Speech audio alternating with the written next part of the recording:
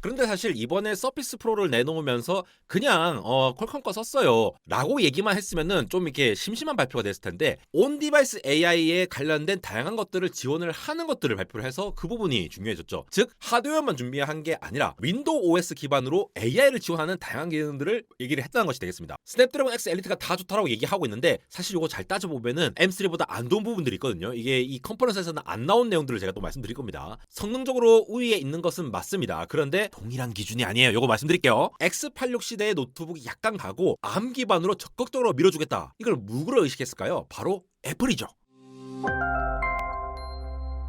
네, 여러분 반갑습니다. 안대공학 에러입니다. 마이크로소프트 빌드 2024 행사가 있었습니다. 여기서 세계 최초의 AI PC를 내놓게 되었는데요. 7세대 서피스 랩탑뿐만 아니라 11세대 서피스 프로, 그리고 이와 관련해서 윈도우 OS, 그러니까 윈도우 11에서 그냥 채팅처럼 물어보면은 내가 했던 작업들을 불러올 수 있는 리콜이라는 기능을 선보이기도 했고요. 실시간으로 뭔가 번역을 해주고 캡션을 달아주는 라이브 캡션, 그리고 윈도우즈 스튜디오 효과까지 다양한 것들을 내놓게 되었습니다. 관련 내용들을 일찍 접하신 분들도 계시니까 이 내용들이 어떤 내용들인지 간략하게 살펴보고요. 이것보다도 더 중요한 것은 이제 AI 경쟁이 이 랩탑 시장까지, 그리고 OS 기반으로 한 온디바이스 AI 쪽으로 확장되었다는 사실인데요. 이러한 측면에서 다음 달에 있을 애플의 WWDC에서 맥 기반의 AI가 어떻게 나올지 기대가 되는데, 그거 전에 먼저 마이크로소프트에서 선빵을 쳐서 다양한 기능을 내놓았죠. 근데 여기서 이제 퀄컴 프로세서를 넣었다는 게 특징인데, 마이크로소프트, 애플, 그리고 인텔과 AMD를 대신해서 퀄컴을 먼저 넣은 거를 발표한 이유를 먼저 살펴보고요. 이 다양한 배경 속에 오픈 AI와의 관계는 어떨지, 그리고 이 AI 경쟁이 지금 이 OS 중심에서 정차 온디바이스 하드웨어 쪽으로 어떻게 전개 나갈 것인지 한번 정리해보았습니다. 그럼 한번 가보시죠. 이번 서피스 시리즈 같은 경우에는 스냅드래곤 X, 엘리트, 그리고 플러스 모델을 탑재해서 구 모델보다 최대 86%가 빨라졌다라고 주장을 하고 있습니다. 13.8인치와 15인치, 그러니까 굉장히 넓은 디스플레이 지원을 하고 있고요. 서피스 시리즈는 워낙 또 매니아층이 있다 보니까 확실히 성능 면에서 우세한데, 특이한 점이 바로 인텔이나 AMD CPU를 넣지 않고 ARM 기반의, 그러니까 X86을 떠나서 ARM 기반의 스냅드래곤 X 엘리트 혹은 플러스를 탑재를 했다라는 부분이죠. ARM 기반으로 이렇게 윈도우즈 온 ARM을 채택하면서, 기존에는 ARM 기반의 윈도우 돌리면은 아예 뭐 되는 것도 없고 뭐 게임도 잘 안 되고 기존의 애플리케이션들이 대부분 다 X86 기반으로 돌리다 보니까 뭔가 좀 이제 구린, 그래서 성능이 떨어진,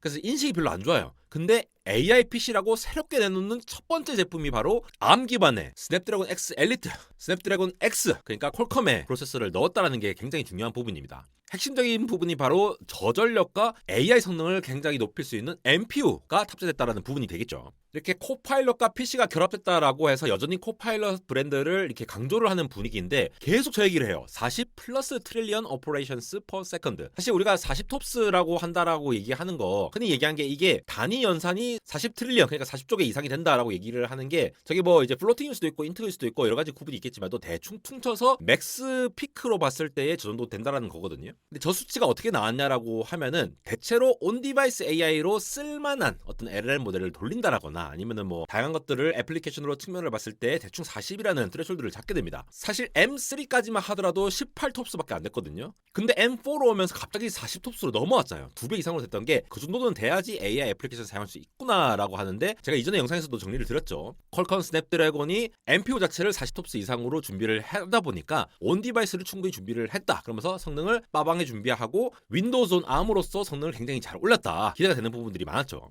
그런데 사실 이번에 서피스 프로를 내놓으면서 그냥 퀄컴 거 썼어요 라고 얘기만 했으면은 좀 이렇게 심심한 발표가 됐을 텐데, 온 디바이스 AI에 관련된 다양한 것들을 지원을 하는 것들을 발표를 해서 그 부분이 중요해졌죠. 즉 하드웨어만 준비한 게 아니라 윈도우 OS 기반으로 AI를 지원하는 다양한 기능들을 얘기를 했다는 것이 되겠습니다. 방금 보신 바로 마인크래프트를 그냥 대화를 통해서 지원을 할 수 있도록 지원을 해요. 그래서 게임을 하면서도 저렇게 소통을 하면서도 뭔가 추천을 하고 추천을 받고 동작을 할 수 있도록 저렇게 얘기하는 게 일상화가 될 수 있는, 그러니까 뭔가 화면에 있는 것들을 인지를 한 다음에 자유롭게 말로 소통한다는 거죠. 제가 늘 말씀드리지 않습니까? 인터페이스, AI를 통해서 키보드나 마우스를 사용하지 않고 훨씬 더 똑똑하게 자연어로 음성으로서 바로바로 처리하게 될 수 있는 기반을 갖춘 것이 되겠는데, 이게 또 이제 40톱스 이상의 온디바이스 AI의 NPU가 준비가 되다 보니까 이런 것들을 빠르게 처리할 수 있다는 거죠. 기존의 프로세서로는 이게 즉각즉각 반응을 하기가 어려우니까 레이턴시를 줄이면서도 하드웨어로 빠르게 가속할 수 있는 NPU 같은 게 들어가야지만이 이게 충분히 가속해서 할 수 있다라고 볼 수 있는 것이 되겠습니다. 거기다가 이 리콜이라고 부르는 이러한 애플리케이션은 LLM을 사용해가지고 컴퓨터 내에 내가 했던 것들을 다시 되돌리는 역할을 하는 거예요. 그래서 제가 뭘 했는지도 모르잖아요. 이것도 검색해보고 저것도 찾았다가 어떤 파일을 찾을 수도 있고 어떤 이미지를 찾을 수도 있고 웹서핑을 하다 보면 쇼핑을 뭔가를 찾을 수도 있고 이런 것들을 기억을 하고 있다가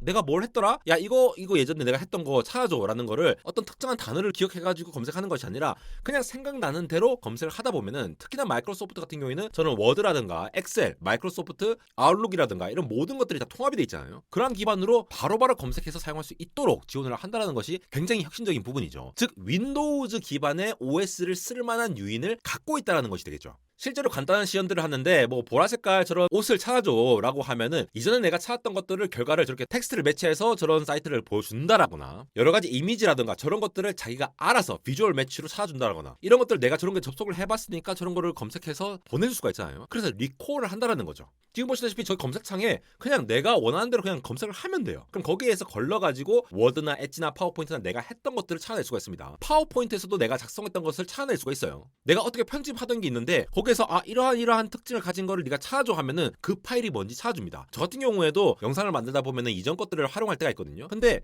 이전 콘텐츠 뭐였더라? 이전 콘텐츠 그게 어떤 내용이었더라? 라고 검색을 할 때 일일이 찾아봐야 되는데 이거를 그냥 내가 생각하지 않고 그냥 생각나는 대로 그냥 텍스트 적어보면은 거기에 매칭되는 거를 찾아준다라는 거예요. 지금 보시는 이런 파워포인트 같은 경우에도 Do we have more data 저렇게 보라색으로 돼 있죠. 저렇게 돼 있는 부분을 보라색깔 텍스트를 한번 찾아줘, 퍼플 라이팅을 한번 찾아줘 라고 검색하면은 이 파워포인트가 등장을 한다는 겁니다. 파일 자체를 검색하는 게 아니라 저런 특징을 묘사된다는 거예요. 이게 얼마나 생산성에서 혁신이 나올까요? 상상하지도 못할 거 아닙니까? 안 그러면은 1분, 2분, 3분 계속 찾을 수 있는 거를 텍스트를 통해서 확인할 수 있다는 거. 이게 전반적으로 윈도우 OS를 쓰면 이게 가능하다라는 얘기를 하는 거예요. 사실 이런 기능이 없었던 건 아니에요. 아이폰에도 지금 보시는 리와인드라는 기능이 있어가지고 뭔가 검색했던 것들을 갖고 오고 뭐 이런 것들이 있는데 이러한 것들을 윈도우 OS에서 다양하게 구동할 수 있다는 것 자체가 상당히 중요한 부분이죠. 거기다가 이렇게 다양한 사진들을 만들어 준다라는 거 이런 것들은 이제는 신기하지도 않죠. 이런 것도 이제 다양하게 할 수가 있고 라이브 캡션 기능 이게 진짜 키왕짱인데 저게 러시안이라든가 이런 것들을 실시간으로 바로바로 번역해서 보여준다라는 거죠. 물론 갤럭시 S24에서도 이런 거를 지원을 한다라고 해서 처음에 나왔는데 이 윈도우 OS에서 바로바로 쓸 수 있으니까 여러분들 이런 것들을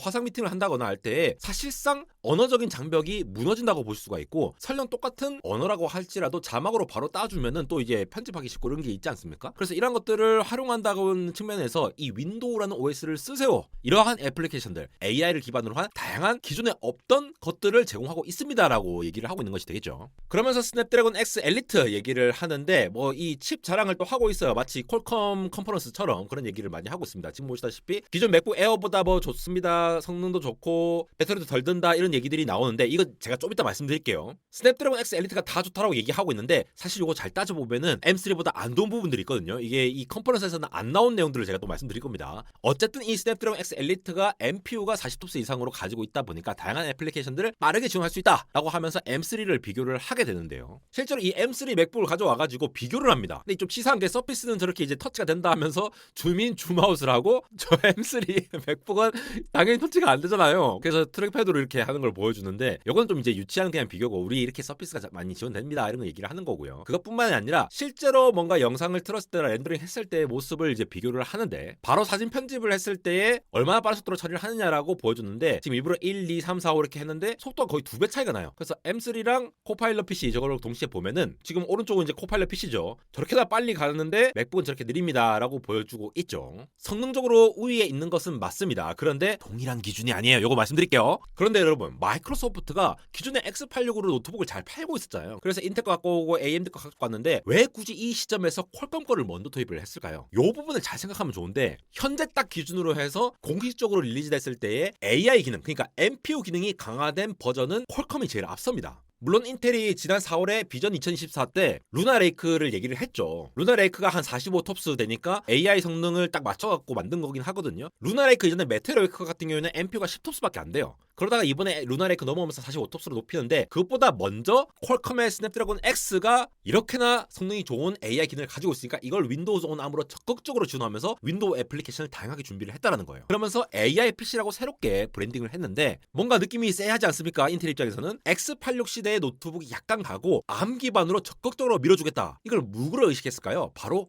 애플이죠. AMD도 라이젠 8040 시리즈의 모바일 칩에 16톱스짜리 NPU가 있긴 한데 다 40톱스 이상 안 된단 말이죠. 근데 퀄컴이 빠르게 움직이면서 오라이온 CPU 넣고 NPU는 40톱스 이상 넣고 이렇게 하니까 요거를 적극적으로 밀어주고 있다라는 거죠. 근데 제가 아까 말씀드렸는데 이 퀄컴의 성능이 무조건 좋은 게 아니에요. 지금 보시다시피 썰머 퍼포먼스, 열 퍼포먼스를 보시면은 서피스 같은 경우에 이 쿨링 팬이 있거든요. 지금 보시는 거는 이제 싱글 스레드 성능인데 왼쪽에 있는 게 스냅드래곤 X 엘리트고 오른쪽에 있는 게 인텔 12세대입니다. 물론 인텔이 엄청 빡세게 뜨겁긴 한데 스냅드래곤 X 엘리트가 조금 덜 하긴 하죠. 42도, 35도 이 정도 수준이고요. 피크로 보면 44도에 37도입니다. 그런데 M3 맥북 밑에 있는 거를 보니까 이거는 온도가 더 떨어지는 걸 볼 수가 있죠. 싱글 스레드에서 주요 벤치마크 점수를 본다 하더라도 지금 주황색이 100% 그러니까 이번에 나온 서피스라고 보시면 되겠고요. 스냅드래곤 엘리트죠. 거기다가 새까만색이 맥북 에어인데 싱글 스레드 기준으로 퀄컴이 더 앞서는 게 아니에요. 서피스가 더 앞서는 게 아니라 바로 여전히 M3가 앞선다라는 거죠. 멀티 스레드 같은 경우에는 맥북이 조금 떨어지긴 합니다. 그러니까 일단 싱글 스레드 기준으로 더 많은 전력을 소비하고 있다라는 얘기하면서 더 발열이 난다라는 거죠. 거기다가 다음 거를 보시면은 이건 킥벤치 점수인데 비슷한 결과를 보시고 있죠. 싱글 스레드와 멀티 스레드.